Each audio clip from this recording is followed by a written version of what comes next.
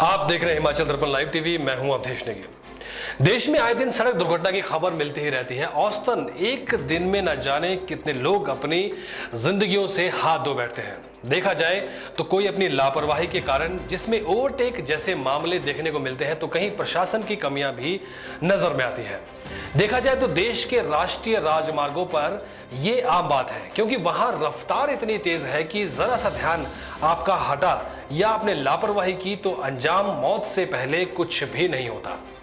और गाड़ियों की संख्या के हिसाब से देखा जाए तो न जाने ये सिलसिला कब तक ऐसा ही चलता रहेगा, क्योंकि जितनी तेजी से देश भर में सड़कों का निर्माण हो रहा है, उसके मुकाबले डबल तेजी से लोगों में गाड़ियों को खरीदने का चलन भी तेजी पकड़ रहा है।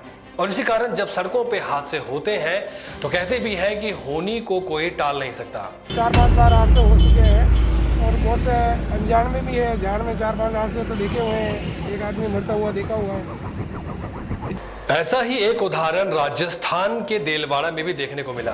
देलवाड़ा 4 लेन की कल्पना करते वक्त नीतिकारों ने सोचा होगा कि इसके निर्माण के बाद सड़कों पे होने वाली दुर्घटना पर लगाम लगेगी, लेकिन जिम्मेदारों के गैर जिम्मेदाराना रवैये से बनाया गया ये 4 लेन मार्ग हादसों को रोकने की बजाय उन्हें बढ़ावा देने में अपनी भूमिका बखूबी निभा रहा है।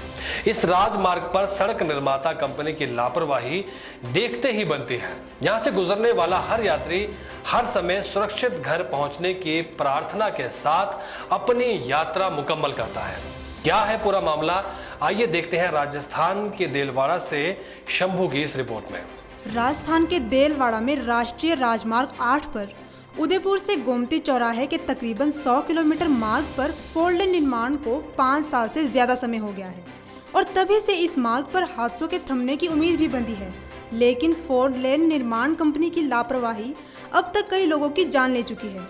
राजमार्ग पर लापरवाहियों का आलम यह है कि ज़्यादातर चौराहों पर ना तो हाई मास्ट लाइट है और ना ही यातायात के संकेत। इन सड़कों से गुजरने वाले भारी वाहनों के कारण सड़क जगह जगह दब गई है, जिसके कारण आए दिन हादसे हो रहे हैं।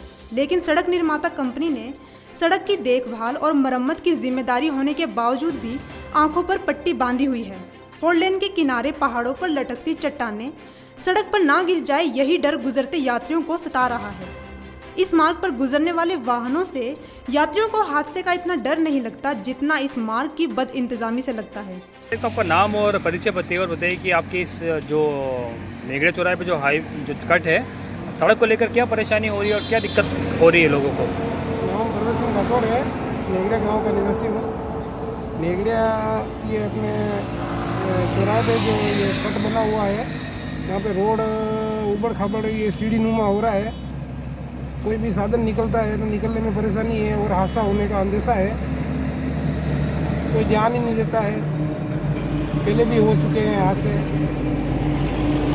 फिर दिक्कत वाला ही है। रोड ठीक हो जाए तो अच्छी बात है। कैसी है रोड अभी वर्तमान में? रोड में तो ये सीढ़ी नुमा रोड है और साधन अनबैलेंस होकर मोटरसाइकिल वाले गिरने का अंदेशा है। कितने हादसे हो चुके हैं इस सड़क पर? अभी तो 4-5 बार हादसे हो चुके हैं और बहुत से अनजान में भी है। जान में 4-5 हादसे तो देखे हुए हैं, एक आदमी मरता हुआ देखा हुआ है। ध्यान ही नहीं देता है और कट भी गलत बना हुआ है। अब यहाँ सवाल ये उठता है कि सड़क से गुजरने वाले लोगों की जिंदगियों की जिम्मेदारी कौन लेगा? आम आदमी यह जानना चाहता है कि सड़क निर्माण कंपनियां अपनी जेब भरने के लिए लोगों की जान जोखिम में कब तक इसी तरह डालती रहेगी। प्रशासन द्वारा इनके खिलाफ कोई सख्त कदम क्यों नहीं उठाया जाता?